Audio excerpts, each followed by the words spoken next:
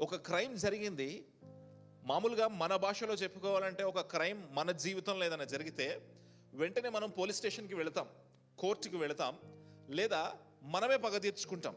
కానీ ఇక్కడ ఇజ్రాయేలు ప్రజలు, ఆ గోత్రాల వాళ్ళు ఉన్నతంగా చేసిన ఆలోచన ఏంటయ్యా అంటే, ఆ క్రైమ్ జరిగిన తర్వాత ఫస్ట్ వాళ్ళు యెహోవా సన్నిధికి వెళ్తున్నారు. మన భాషలో చెప్పాలంటే చర్చికి వెళ్తున్నారు. వాళ్ళు ఎక్కడికి వెళ్తున్నారు? చర్చికి వెళ్ళారు. ఎందుకు? చర్చ్ దగ్గర ఏం చేయాలి అంటే యెహోవా యుద్ధ విచారణ చేయడానికి.